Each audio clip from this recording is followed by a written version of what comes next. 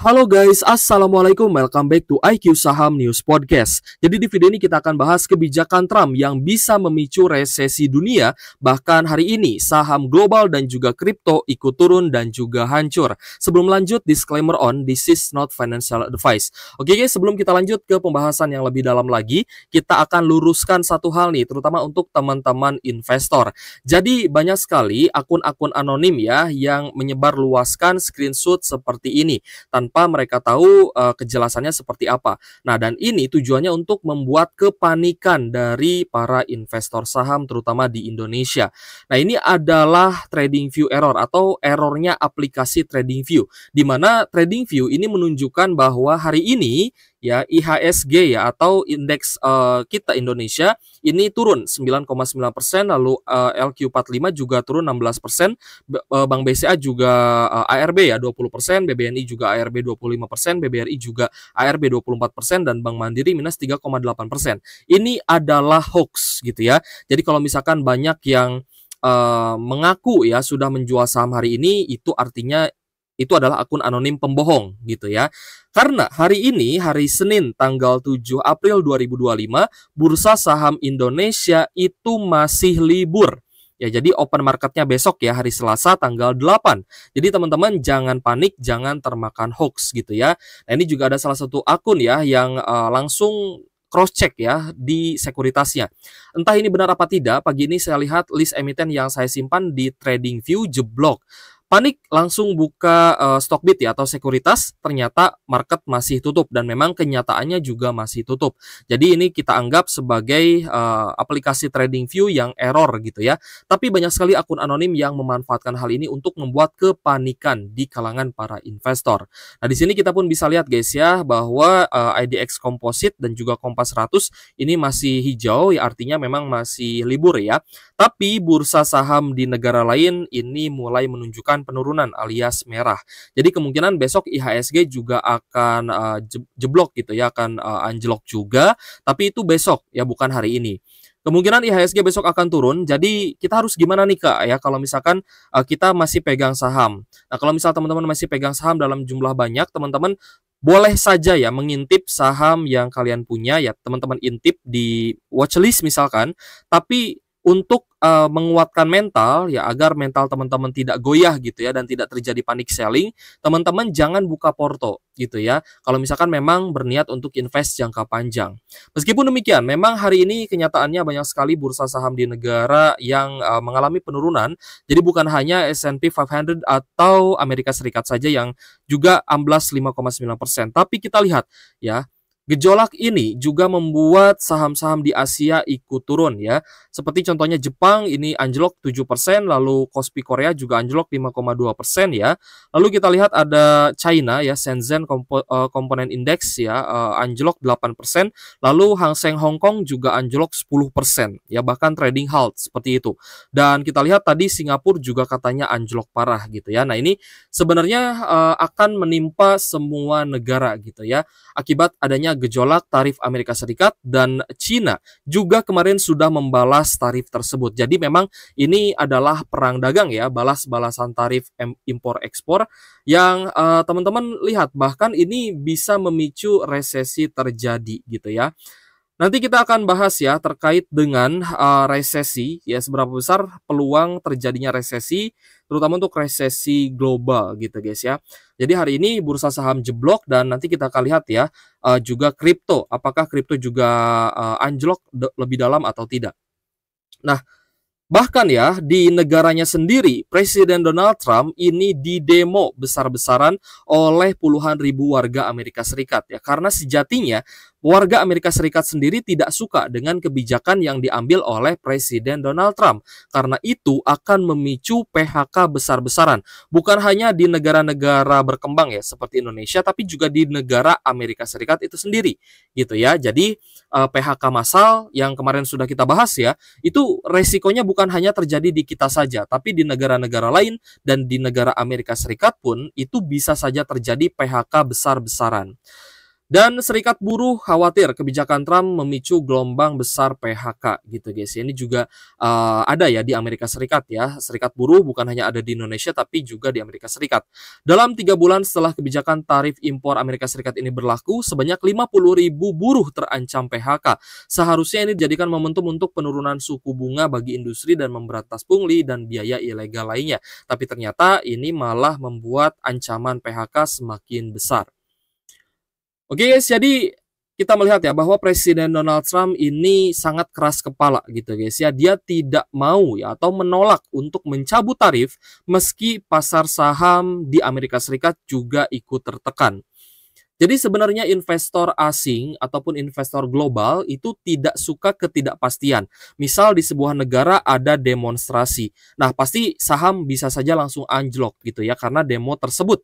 Itu pun pernah terjadi di Indonesia ya. Jadi ketika ada demo besar-besaran di Indonesia, ya hari itu saham langsung turun, saham langsung anjlok dan itu bisa saja memicu resesi ekonomi global. Risiko investasi Indonesia naik 12%, rupiah offshore kini di 17.339.000 ya per 1 US dollar. Jadi di 17.300-an ya per 1 USD-nya untuk rupiah kita di market offshore atau di market global seperti itu. Dan memang belum tercatat ya di market dalam atau di dalam negeri belum tercatat ya di 17.300, tapi biasanya market spot ini akan ikut di market offshore ya. Kalau misalkan market offshore-nya 17.300 ya, nanti market spot di dalam negeri pun akan ikut di 17.300 gitu ya. Jadi teman-teman kalau misalkan berharap besok bursa saham Indonesia akan naik ya, teman-teman jangan terlalu berekspektasi tinggi gitu ya, karena kita melihat banyak sekali permasalahan yang harus diselesaikan oleh pemerintah Indonesia. Salah satunya adalah pelemahan rupiah. Nah, kalau misalkan tidak tertangani atau tidak teratasi, maka yang akan menjadi taruhannya atau yang akan terdampak paling besar adalah bursa saham Indonesia, saham-saham yang ada di IHSG, dan juga pada akhirnya akan merembet ya guys ya ke arah PHK besar-besaran. Jadi saham itu urusannya atau kaitannya dengan perusahaan. Perusahaan memiliki saham, jika sahamnya turun, ya maka berarti ada masalah dengan perusahaannya. Nah, jika perusahaan sedang terkendala masalah, ya pendapatannya turun, labanya turun, maka akan terjadi efisiensi. Efisiensi di sini berarti akan menjadi PHK besar-besaran. Gitu ya. Jadi kaitannya memang sangat erat ya antara pertumbuhan ekonomi, antara laba perusahaan dengan PHK yang mungkin ya teman-teman juga sedang bekerja di perusahaan tersebut gitu. Jadi teman-teman jangan sepelekan ya penurunan harga saham itu. Nah oke guys, jadi kita melihat ya bahwa saham-saham di Amerika Serikat ini juga amblas ya atau anjlok turun dalam. Nah jadi bahkan warga Amerika sendiri tidak suka ya dengan kebijakan yang diambil oleh Presiden Donald Trump. Di sini teman-teman harus paham ya bahwa warga Amerika Serikat pun ingin ya tarif tersebut dicabut. Kita melihat bahwa banyak sekali saham-saham di Amerika Serikat yang amblas ya atau anjlok. Contohnya seperti Microsoft, Google, Meta, lalu ada Apple, Nvidia, Amazon ya guys ya. Ini banyak sekali ya, bahkan Coca-Cola dan lainnya juga ikut turun. Sebenarnya bisa menjadi peluang yang bagus untuk kita bisa ambil atau beli di harga bawah, tapi menurut saya ini belum waktunya karena resiko dari resesi global itu masih cukup tinggi. Lalu kita bahas juga kripto ya, indeks di market kripto juga kita lihat hari ini banyak yang turun gitu ya. Nah, di sini ada daily ya, rata-rata memang turun di daily-nya. Jadi untuk Bitcoin hari ini anjlok ya 7,3% di 77.000 US dollar. Lalu untuk Ethereum juga anjlok 13,9%. Nah, biasanya ketika Bitcoin turun, maka aset kripto lain juga akan turun lebih parah lagi. Jadi kalau misal Bitcoinnya anjlok 7%, ya koin lain bisa anjlok di atas 10%.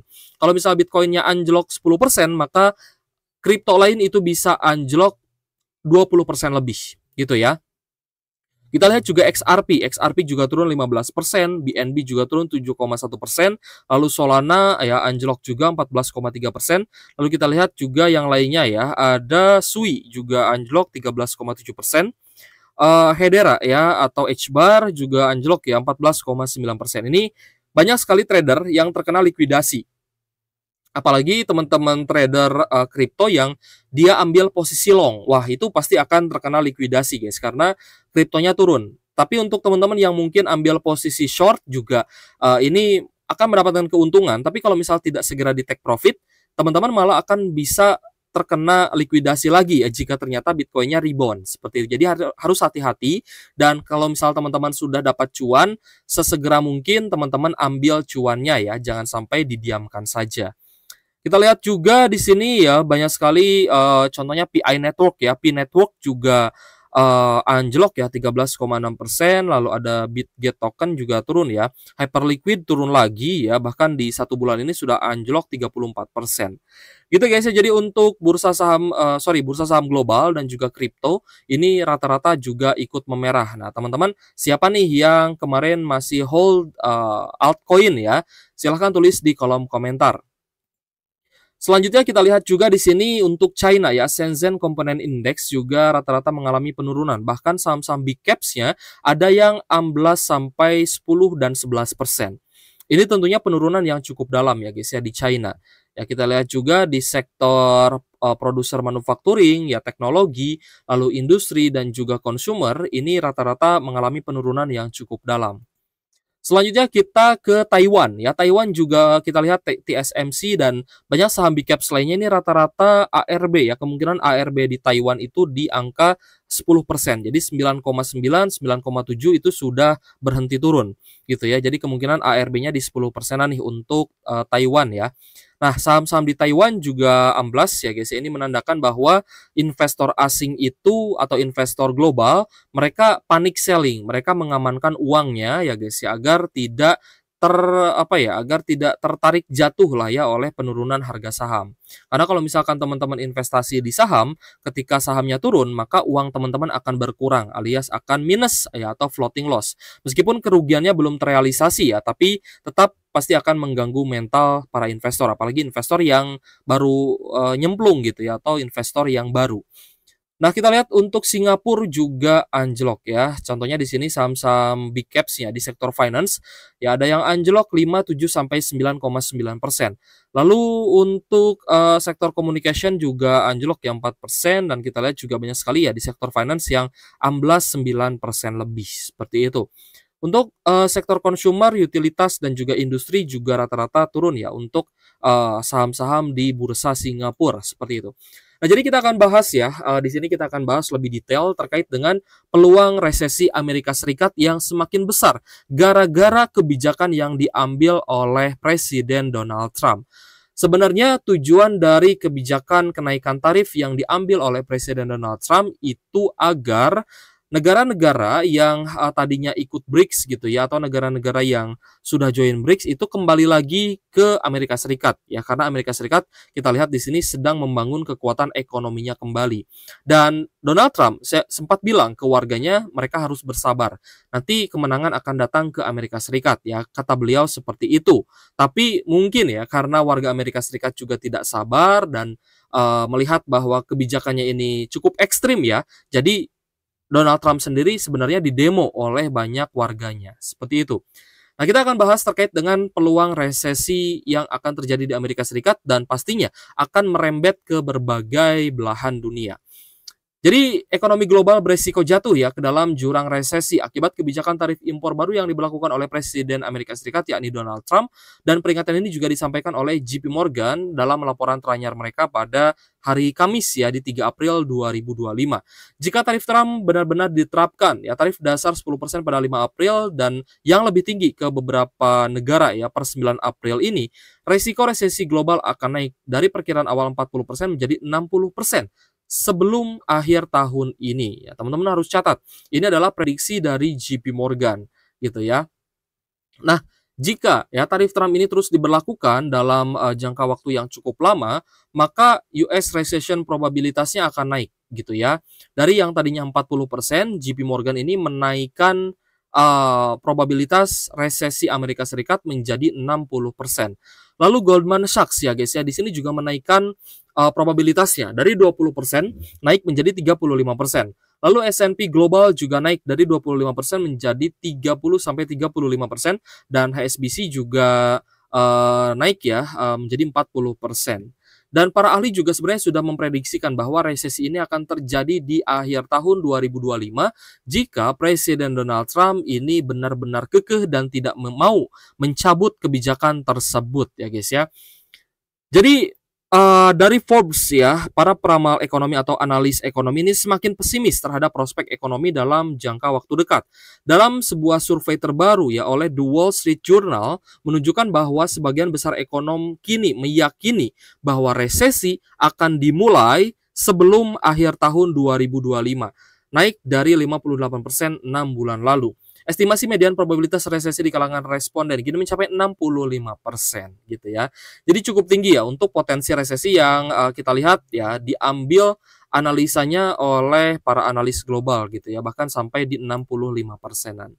Oke guys, jadi kita harus gimana nih ya untuk menghadapi resesi yang jika benar-benar terjadi ya, maka ini akan menjadi mimpi buruk untuk semua warga negara. Yang harus teman-teman lakukan, yang pertama adalah mengamankan kekayaan. Mengamankan kekayaan apakah dengan Bitcoin? Ya beberapa orang bilang dengan Bitcoin, tapi saya tidak setuju.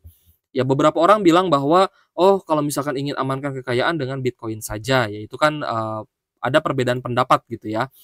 Kalau menurut saya pribadi, kalau misalkan teman-teman ingin mengamankan kekayaan, yaitu harus dengan emas batang. Ya harus dengan emas fisik. Ya, teman-teman harus punya brankas ya ataupun safe deposit box di perbankan gitu. Jadi teman-teman kayak dikasih locker gitu ya, safe deposit box brankas tapi di perbankan di ini ya di tempat yang aman. Nah, di sana teman-teman akan dikasih kuncinya seperti itu. Jadi teman-teman punya safe deposit box di sana teman-teman bisa mengambil ataupun menyimpan ya barang-barang berharga teman-teman termasuk emas batangnya. Kenapa emas itu menjadi safe haven ya atau nilai lindung yang paling baik ya untuk masa-masa krisis? Karena harga emas itu akan resilience ya bahkan sampai kapanpun. Berbeda dengan Bitcoin yang kita lihat Bitcoin ya dalam 1 bulan ini sudah anjlok 10% gitu ya. Meskipun kemarin harga emas turun ya, tapi kan penurunannya tidak seanjlok Bitcoin gitu guys. Jadi tetap ya nilai lindung yang paling bagus untuk melindungi kekayaan adalah emas batangan. Kalau misal emas digital gimana ya? Kalau untuk digital ya saya 50-50 ya. Saya tidak mendukung, saya pun tidak menganjurkan gitu ya. Tapi saya pun tidak apa ya, tidak melarang gitu ya. Itu terserah teman-teman. Tapi kalau saya lebih ke emas fisik gitu ya. Nah, jadi untuk teman-teman yang hari ini panik ya jangan panik dulu, paniknya disimpan besok karena saham Indonesia baru akan open besok ya. Kita akan lihat apakah saham Indonesia masih akan mampu bertahan atau ikut turun seperti bursa saham lainnya yang hari ini juga ikut terkoreksi di berbagai belahan dunia manapun. Oke guys, jika ada pertanyaan silahkan tulis kolom komentar. Thank you for watching, see you on the next video. Wassalamualaikum warahmatullahi wabarakatuh.